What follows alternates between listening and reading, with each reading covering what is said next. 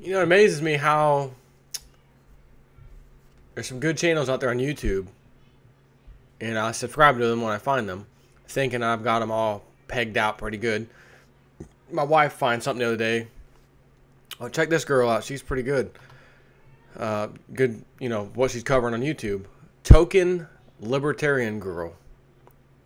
TokenLibertarianGirl. Adds a little comedy to her stuff, you know, her videos. Gets the message out.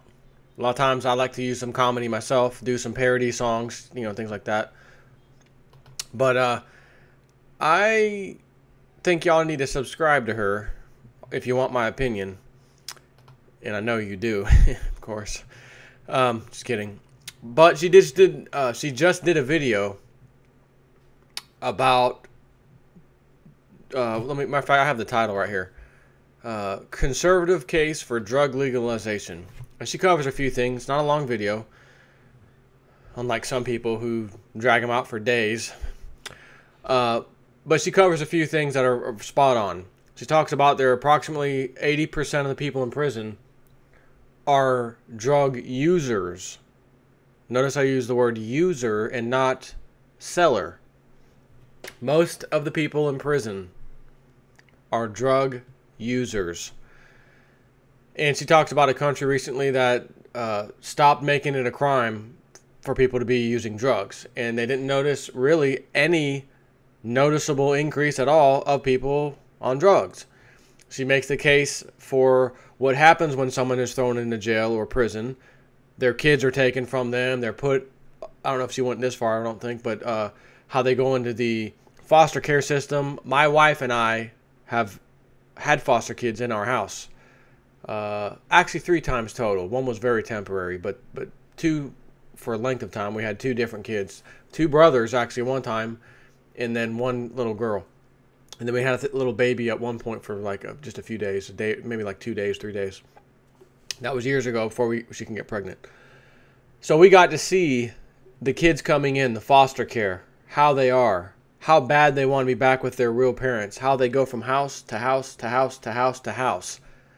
And I started thinking, if there are people out there, and there are, who are pedophiles, sickos, kind of like a lot of the TSA agents, I made a case, just like the priests in the Catholic Church a lot, they, for whatever reason, they're the ones getting caught with the little boys and stuff and little kids molesting them.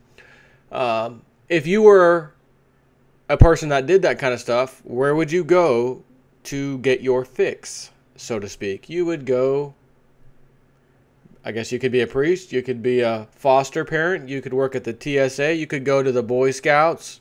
That scandal was breaking out not that long ago about the Boy Scouts and the gay team leader that was molesting the kids and all that. So, is that better for your kids, or should they be allowed to stay with a parent who didn't get thrown in jail, who has a drug problem, who needs to be given help to be treated for that problem? You can't treat people like a criminal because they've done drugs or they're doing drugs. They need to understand what the causes and effects of drugs are and make that decision to get help. Not be thrown in jail to act like a criminal for something that they tried and now they're hooked on it. Have their whole life destroyed, have their kids' life destroyed. I mean, people can get help. And this is so long ago, I wish I could remember what other country did the same thing and legalized drugs. And their statistics showed an unbelievable change in the crime rate, the prison population. I mean, everything went down in a good way. I mean, just unbelievably. When they started offering help for free to the people, the citizens of that country, for drug problems. They never arrested them. They only offered help. And they had a miraculous thing happen. Again, the prison population went way down. Stealing, thieving, crime in general went way down. And you could obviously assume family life would go up. I mean, obviously. So she also talks about the cost to the taxpayers, which is going straight to private prisons. And I got a little story to tell you about private prisons. I've talked to personal people that have worked directly inside of these private prisons. So we've had the military-industrial complex. We now have the GMO food-industrial complex. We have the pharmaceutical-industrial complex. And now we have the prison-industrial complex, along with the banking-industrial complex, too. I forgot that one. So now we have the private prison-industrial complex taking over. It's kind of like what we saw with the private contractors being thrown over into Iraq and Afghanistan in the early part of the 2000s. 2003, 4, 5, whatever. They're accountable to nobody. They did things that would make our troops, the bad troops that do bad things, look like saints. They got nailed. They got busted several times, but they weren't really under military command. We don't know what happened. We still got to back them up because they're helping us. They're helping our troop. Big old scandal. And then all the Iraqis that got slaughtered by these sickos, the private military guys, filed the lawsuit, and that's how they went after them. I mean, really? So now we're going to do the same thing, take away law enforcement, government people out of the prisons and fill them in with any jabroni that can come in. You want to make $10 an hour? Sign right here. You're now a certified prison guard. And I've got personal accounts from at least, let's see, 3 different ladies spoke to me personally, face to face. We got on the subject. Oh, I used to work at the CCA. What is the CCA? That is the Correction Corporation of America. Sounds patriotic. I mean, it sounds great. But they said that the guards, the workers there, they can name them by name. Oh, that one over there? Yeah, that one sleeps with the prisoners. Yep. That one over there brings in drugs, namely pills and stuff. That other guy over there, he brings in a lot of the contraband. And that one over there does such and such. Oh, and by the way, all those guys over there that I can name, every day I went home, because this particular lady worked at that prison as an employee, there'd be a note on my car, on her own car, from one of the other workers, prison guards. Hey, let's hook up. Give me a call. Such and such. Here's my number. She said almost every day that went by, that's what happened. Almost every day. That place is infested with the scum. Not all of it, like everything. Not everybody's a scumbag, but it is infested. Like you can imagine, you start letting private corporations start running things that the government should be running. You have this problem every time. Because it gets a whole lot easier to get someone to work there than it would if the government had to do a background check on you. And I don't mean like a NSA background check, but a legitimate background check. Whereas now, they probably doesn't even matter. Like, we just need employees. Come on over here.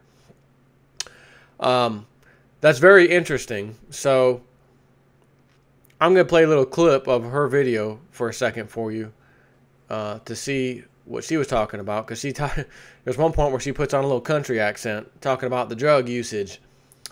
And coincidentally, I'm out in the far out country in Tennessee, small town environment, very rural. My drive to work on highways, I see 2 to 3 cars maximum. And on the way home during rush hour, I see 2 to 3 cars max. Many of which are swerving in and out of lanes, like I showed you live in the video the other day. Guy's drunker than a skunk in front of me. They do like their pills. They do like some drugs. And the last 3 applications that came for employment for the place that I'm working at right now, the last 3 applications, have you committed a felony? Yes. If so, explain below. Sold pills to my cousin, got caught. Okay. Next application. Convicted of a felony. Yes. For what? Selling pills. Next application. Convicted of a felony? No. Oh, thank you, Jesus. Thank you, Jesus. Qualifications. Worse than terrible. Damn. Too bad. So that's my experience here for some reason. Not the greatest experience I could say I've ever had in my life, which is odd because I come from a city in Florida, and the crime, you look at the statistics, holy crap, it'll scare you. It'll frighten you. You look at the amount of sexual predators on the map. You can't even see the map. There's just blips everywhere. Like, oh my God. I looked on the map out here, and there's like 3 on the whole radar. 3 blips. Back in Florida, like 90, 5-mile, radius. But there is definitely a lot more population there, so number-wise, maybe it's expectable. I don't know. But to come out here and see the work ethic that I've seen thus far, first-hand account, not speculation, and a lot of the people love their beer, love the drink, and love the handouts that they can get from the government. I'm just telling you what I've seen here firsthand.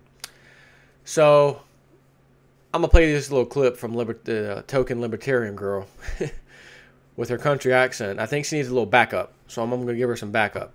Them. I mean, do you think anyone is all, I would start storing the crack cocaine and shooting up the heroin, but gosh darn it, it's against the law.